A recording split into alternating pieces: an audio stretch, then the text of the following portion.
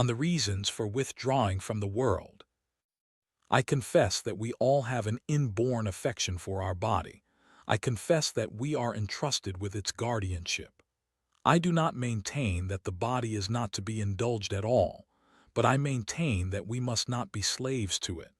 He will have many masters who makes his body his master, who is over-fearful in its behalf, who judges everything according to the body. We should conduct ourselves not as if we ought to live for the body, but as if we could not live without it. Our too great love for it makes us restless with fears, burdens us with cares, and exposes us to insults. Virtue is held too cheap by the man who counts his body too dear. We should cherish the body with the greatest care, but we should also be prepared, when reason, self-respect, and duty demand the sacrifice, to deliver it even to the flames.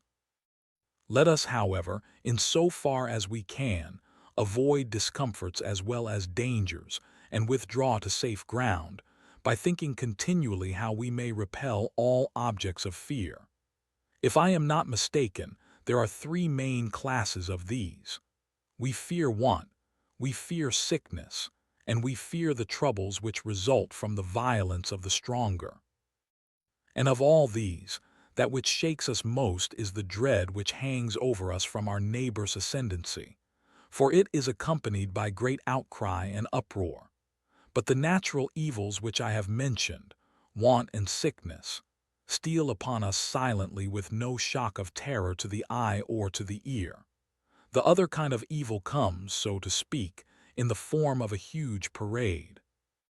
Surrounding it is a retinue of swords and fire and chains, and a mob of beasts to be let loose upon the disemboweled entrails of men. Picture to yourself under this head the prison, the cross, the rack, the hook, and the stake which they drive straight through a man until it protrudes from his throat. Think of human limbs torn apart by chariots driven in opposite directions, of the terrible shirt smeared and interwoven with inflammable materials, and of all the other contrivances devised by cruelty, in addition to those which I have mentioned. It is not surprising, then, if our greatest terror is of such a fate, for it comes in many shapes and its paraphernalia are terrifying. For just as the torturer accomplishes more in proportion to the number of instruments which he displays, indeed, the spectacle overcomes those who would have patiently withstood the suffering. Similarly, of all the agencies which coerce and master our minds, the most effective are those which can make a display. Those other troubles are of course not less serious.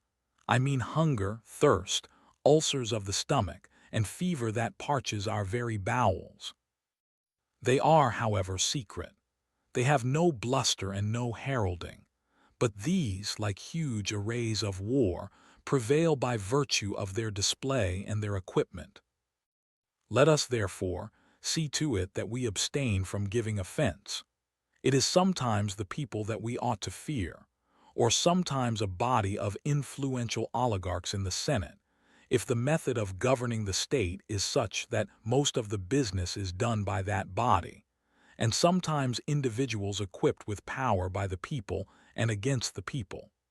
It is burdensome to keep the friendship of all such persons. It is enough not to make enemies of them. So the wise man will never provoke the anger of those in power.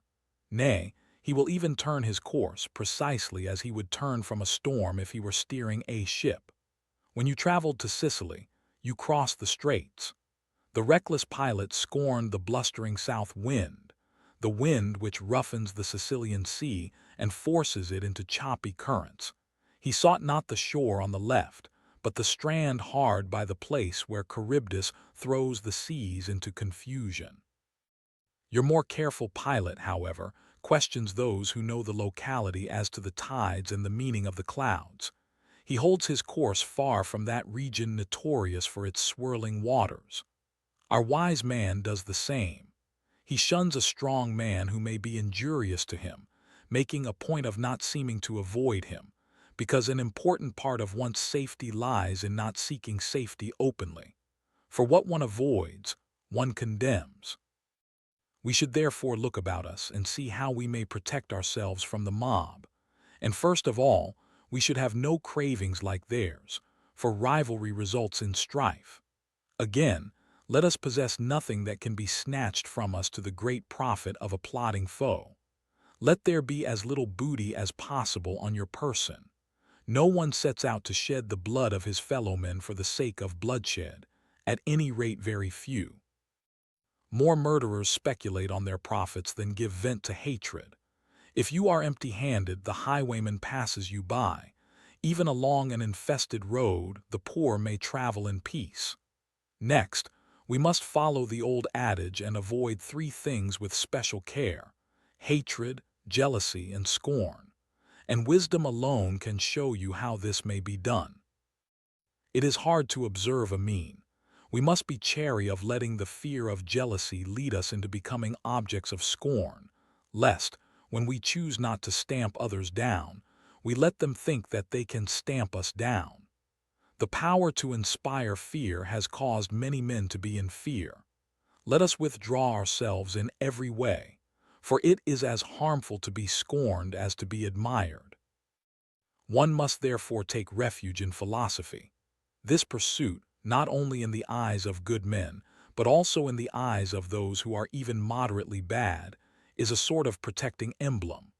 For speech-making at the bar or any other pursuit that claims the people's attention wins enemies for a man, but philosophy is peaceful and minds her own business. Men cannot scorn her. She is honored by every profession, even the vilest among them. Evil can never grow so strong, and nobility of character can never be so plotted against, that the name of philosophy shall cease to be worshipful and sacred. Philosophy itself, however, should be practiced with calmness and moderation. Very well, then, you retort, do you regard the philosophy of Marcus Cato as moderate? Cato's voice strove to check a civil war. Cato parted the swords of maddened chieftains. When some fell foul of Pompey and others fell foul of Caesar, Cato defied both parties at once. Nevertheless, one may well question whether in those days a wise man ought to have taken any part in public affairs, and ask, what do you mean, Marcus Cato? It is not now a question of freedom. Long since has freedom gone to rack and ruin. The question is whether it is Caesar or Pompey who controls the state. Why, Cato, should you take sides in that dispute? It is no business of yours. A tyrant is being selected. What does it concern you who conquers? The better man may win, but the winner is bound to be the worse man. I have referred to Cato's final role, but even in previous years the wise man was not permitted to intervene in such plundering of the state. For what could Cato do but raise his voice and utter unavailing words? At one time he was hustled by the mob and spat upon and forcibly removed from the forum and marked for exile. At another, he was taken straight to prison from the Senate chamber. However, we shall consider later whether the wise man ought to give his attention to politics. Meanwhile, I beg you to consider those Stoics who, shut out from public life, have withdrawn into privacy for the purpose of improving men's existence and framing laws for the human race, without incurring the displeasure of those in power. The wise man will not upset the customs of the people, nor will he invite the attention of the populace by any novel ways of living. What then? Can one who follows out this plan be safe in any case?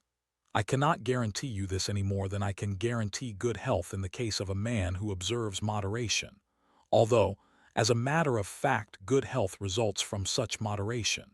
Sometimes a vessel perishes in harbor, but what do you think happens on the open sea? And how much more beset with danger that man would be, who even in his leisure is not secure if he were busily working at many things. Innocent persons sometimes perish. Who would deny that? But the guilty perish more frequently. A soldier's skill is not at fault if he receives the death blow through his armor. And finally, the wise man regards the reason for all his actions, but not the results.